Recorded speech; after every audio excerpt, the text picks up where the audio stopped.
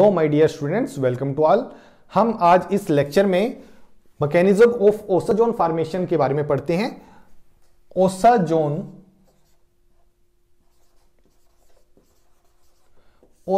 हमारे पास कब बनता है? जब हम ग्लूकोज को 3 मॉलिक्यूल ऑफ फिनाइल हाइड्रोजीन के साथ रिएक्ट करते हैं। तो हम मैकेनिज्म से ही स्टार्ट करते हैं। यहां पर CHO, हमारे पास ग्लूकोज का एक मॉलिक्यूल हुआ, CH2OH, OH, OH, H, OH, H, OH, H और H। ये हमारे पास ग्लूकोज का एक मॉलिक्यूल हुआ। इसको हम रिएक्ट करते हैं 3 मॉलिक्यूल ऑफ फिनाइल हाइड्रोजीन से, C6H5NH, NH2। सो जब हम स्टेप बाय स्टेप एडिशन करेंगे तो हम जब फर्स्ट मॉलिक्यूल से रिएक्ट करते हैं तो सबसे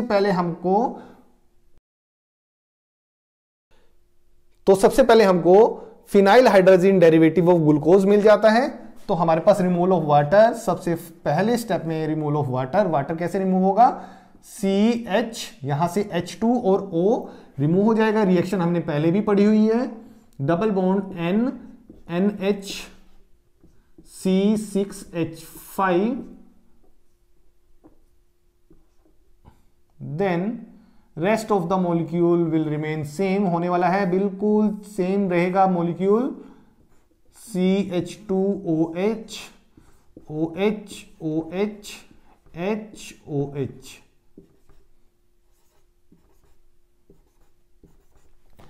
नेक्स्ट स्टेप में दूसरा फिनाइल हाइड्रोजीन का मॉलिक्यूल यूज होगा, तो C6H5NH, NH2। अब सेकंड स्टेप में क्या होगा? जो ये हाइड्रोजन थे रिमूव हो जाएंगे, मींस यहां पर हाइड्रोजन की रिमूवल, ऑक्सीडेशन होगी। ऑक्सीडेशन होने के बाद कार्बोनिल ग्रुप क्रिएट होता है। यहां पर CH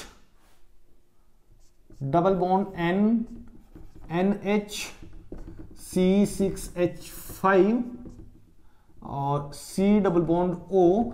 rest of the molecule will remain same, इसमें कोई चेंज नहीं होगा। तो रेस्ट ऑफ द मॉलिक्यूल हमारे पास सेम रहेगा, कोई चेंज नहीं होगा। CH2OH, मैं सिर्फ एक साइड का ही मॉलिक्यूल लिखता हूं। चलो इधर भी लिख देते हैं एक बार, OH, H और H। थर्ड जब मॉलिक्यूल यूज हो रहा है, ये मैकेनिज्म जो हम कर रहे हैं ये फिशर मैकेनिज्म है। मैं यहां पर लिख देता हूं, मैंने लिखा नहीं है यहां पर, Fischer mechanism. Fischer mechanism. Third molecule use होता है C6H5NH, NH2। Again removal of water जब रिमूव हो जाता है तो हमारे पास सेकंड स्टेप पे भी फिनाइल हाइड्रोजीन का मॉलिक्यूल जुड़ जाएगा, NH, C6H5, C double bond N, NH, C6H5 and rest of the molecule will remain same. ये यहां पर कोई चेंज नहीं होगा। तो हमारे पास फॉर्मेशन हो गई ओसाजोन फॉर्मेशन। और ओसाजोन को हम बोल सकते हैं इसको ग्लूकोजाजोन। और ग्लूकोज से शुरू हुआ तो ग्लूकोजाजोन, फ्रक्टोज से शुरू होगा तो फ्रक्टोजाजोन। बट इसको एक कॉमन नेम से जाना जाता है कि ओसाजोन फॉर्मेशन। सो जो मैकेनिज्म हमने अभी लिखा है वो हमारे पास मैकेनिज्म था फिशर मैकेनिज्म। इसके बाद नेक्स्ट आता है मॉडर्न मैकेनिज्म। जब फिशर मैकेनिज्म हो गया ग्लूकोजाजोन का, तो मॉडर्न मैकेनिज्म पर क्यों हम गए, क्यों हमने मॉडर्न मैकेनिज्म पढ़ेंगे? फिशर मैकेनिज्म के कुछ एक ड्रॉबैक थे जो फिशर अपने मैकेनिज्म में एक्सप्लेन नहीं कर पाया, उनको हम देखते हैं। इसके 2 पॉइंट थे, 1, 2 पॉइंट्स को डिस्कस करेंगे जिसकी वजह से ये मैकेनिज्म फेल हो गया।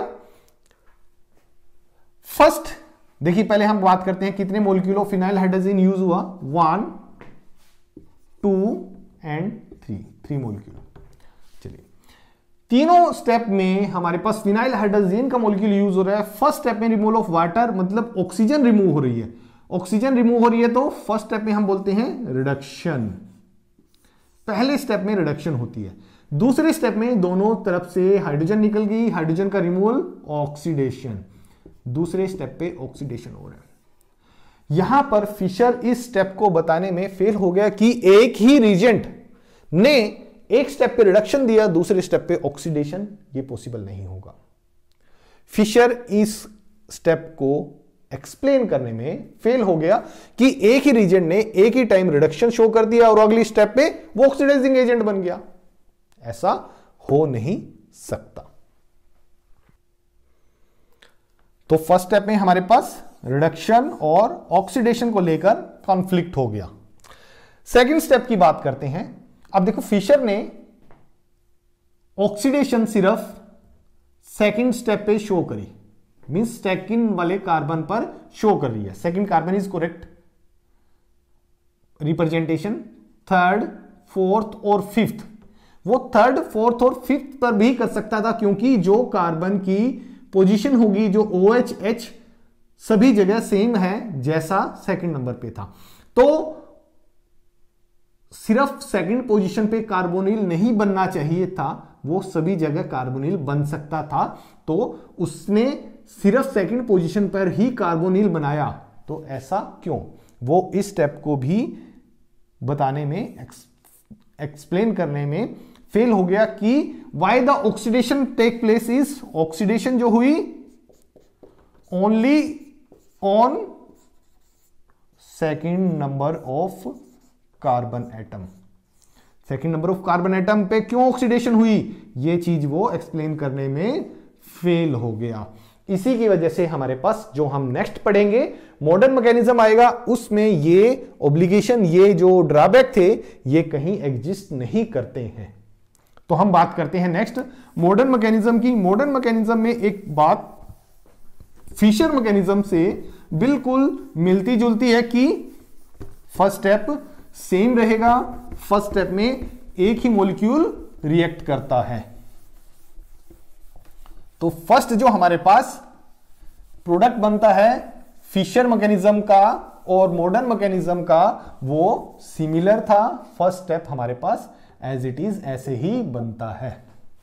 सेकेंड स्टेप में कुछ इंटर कन्वर्जन रहेगी। इंटर कन्वर्जन कैसे कि ये nitrogen being the more electron active, nitrogen ने अपनी तरफ इलेक्ट्रॉन शेयर किए, देन हाइड्रोजन से ये इलेक्ट्रॉन इधर कार्बन की तरफ जाते हैं, बिकॉज कार्बन के पास इलेक्ट्रॉन डेफिशिएंसी क्रिएट होती है। तो फर्स्ट हमारे पास बनता है CH, मैं इसको थोड़ा सा ऊपर करके लिखता हूं, CH NH C6H5। अब जो चेंज नहीं होने वाला है, मैं एक बार उसको हाईलाइट कर देता हूं, क्योंकि बोर्ड में स्पेस कम रहेगा तो हम कम लिखते हैं, सो दैट कंजस्टेड ना रहे हमारे पास। इतने को 1 2 3 4 जो नीचे से 4 नंबर कार्बन थे, उनको मैं रिप्रेजेंटेशन देता हूं G, और वो एज इट इज रहेगा। इस मॉलिक्यूल में कोई चेंज नहीं रहेगा। तो सिर्फ और सिर्फ जो फर्स्ट 2 पोजीशन पे ही चेंज होने वाला था। यहां पर ये बॉन्ड इधर माइग्रेट करते हैं, इलेक्ट्रॉन इधर माइग्रेट करते हैं, तो डबल बॉन्ड क्रिएट होता है। तो हमारे पास O और H, और यहां पर मैंने इसको नाम दे दिया G। देखिए दोबारा कि nitrogen being the more electron active, nitrogen ने अपनी तरफ इलेक्ट्रॉन शेयर किया, नेगेटिव चार्ज हुआ, जो H पॉजिटिव निकलता है वो नाइट्रोजन से अटैच हो जाता है। First step. सेकंड स्टेप में ये नाइट्रोजन अपनी तरफ इलेक्ट्रॉन शेयर करता है और ये यहां पे जाता है। यहां पर इलेक्ट्रॉन डेफिशिएंसी रहेगा कार्बन, और तो ये इलेक्ट्रॉन कुछ इस तरह माइग्रेट होते हैं। तो सेकंड स्टेप में हमारे पास रिमूवल प्रोडक्ट क्या हुआ, देखो यहां से ये बॉन्ड टूट गया, हाइड्रोजन निकलता है, यहां से ये निकल गया, तो हमारे पास -C6H5NH2 एनिलीन हमारे पास बाहर हो जाता है। तो हमारे पास बनता है CH डबल बॉन्ड NH और C डबल बॉन्ड O, और ये हमारे पास सेम मॉलिक्यूल था, G हमने इसको लिख दिया। यही हमारे पास सेम यहां पर आ जाएगा। अब यहां पर कार्बोनिल क्रिएट हो गया। अब हमको कोई मुश्किल नहीं रहेगी यहां पर दूसरा मॉलिक्यूल फिनाइल हाइड्रोजीन का लगाने के लिए C6H5NH NH2। Again removal of water, simple सा था, हमारे पास वाटर रिमूव हो जाएगा तो हमको मिलता है CH double bond NH C double bond NH C6H5 और यहां पर हमने इसको रिप्रेजेंट किया G से रेस्ट ऑफ द मॉलिक्यूल को। नेक्स्ट अब देखिए हमारे पास एक मॉलिक्यूल यहां पर यूज हो गया, सेकंड मॉलिक्यूल फिनाइल हाइड्रोजीन का यहां पर यूज हो रहा है। थर्ड मॉलिक्यूल की बात करते हैं, यहां पर थर्ड मॉलिक्यूल यूज होगा C6H5 NH NH2। Third molecule कैसे अटैक करता है, इंपॉर्टेंट है ये स्टेप कि nitrogen being the more electron active, nitrogen ने सिर्फ अपनी तरफ इलेक्ट्रॉन शेयर करने हैं, कार्बन पे पॉजिटिव चार्ज होगा, ये लोन पेयर ऑफ इलेक्ट्रॉन इस कार्बन पे अटैक करेंगे। सो हमारे पास CH यहां से एक हाइड्रोजन निकलकर NH2 बनाएगा और इस साइड में हमारे पास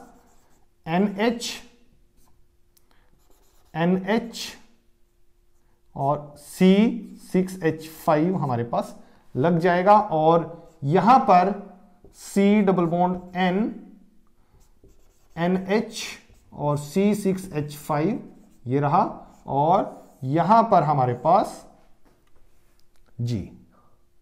सो हमारे पास थर्ड मॉलिक्यूल यहां पर यूज हो गया। नेक्स्ट स्टेप में हमारे पास क्या रहेगा, ये हाइड्रोजन को मैं ऐसे लिखता हूं नेक्स्ट स्टेप के लिए। नाइट्रोजन ने अपनी तरफ इलेक्ट्रॉन शेयर किया और ये यहां पे माइग्रेशन होगा, एक हाइड्रोजन निकला और NH2 निकला मींस NH3। नेक्स्ट स्टेप में हमारे पास माइनस NH3 रिमूव हो जाता है और दोनों पोजीशन पे हमारे पास CH double bond N NH, same ये मॉलिक्यूल लिख रहा हूं मैं C6H5 और C double bond N NH C6H5 और रेस्ट ऑफ द मॉलिक्यूल हमारे पास सेम था, वो हमने G से रिप्रेजेंट किया, जो ये वाला मॉलिक्यूल यहां पर लिखते हैं। तो ये था मॉडर्न मैकेनिज्म ग्लूकोजा जोन का, या हम कह सकते हैं मॉडर्न मैकेनिज्म फॉर ओसा जोन। इसमें इंपॉर्टेंट हमारे पास ये देखिए, अब बुक में शायद ये वाला स्टेप आपको मिस मिले कि यहां के बाद डायरेक्ट अमोनिया निकाला, ये वाला स्टेप था, ये नहीं होगा, यहां से डायरेक्ट अमोनिया निकाला और हमारे पास ये बना दिया। इस स्टेप की क्यों जरूरत पड़ी हमको? एक क्वेश्चन कई बार पूछा जाता है एग्जाम में कि जो ये एंड में अमोनिया रिमूव हुआ वो कौन से मॉलिक्यूल के साथ था, फर्स्ट सेकंड या थर्ड मॉलिक्यूल से अमोनिया, किस मॉलिक्यूल से? देखो यहां पर ग्लूकोज पे तो अमोनिया है नहीं स्टार्टिंग में, मतलब कहीं ना कहीं फिनाइल हाइड्रोजन से जो अमोनिया था वो निकलने वाला होगा। तो ये अमोनिया कौन सा था जो रिमूव हो गया? अमोनिया मतलब यहां से अमोनिया निकल रहा है, जिसको मैं स्टार मार्क कर रहा हूं, हम काउंट करते हैं कौन सा अमोनिया हमारा यूज निकल रहा है, ये वाला, ये नाइट्रोजन निकला और ये नाइट्रोजन यहां पर था, ये नाइट्रोजन, ये वाला नाइट्रोजन हुआ, ये वाला नाइट्रोजन यहां से आया और ये वाला नाइट्रोजन यहां से आया। सो जो एंड में अमोनिया निकलता है वो हमारे पास जो कहां से निकला, फर्स्ट वाले फिनाइल हाइड्रोजीन डेरिवेटिव से हमारे पास, उस मोल से हमारे पास अमोनिया निकलता है। तो ये स्टेप इस वजह से इंपॉर्टेंट बन जाता है हमारे पास।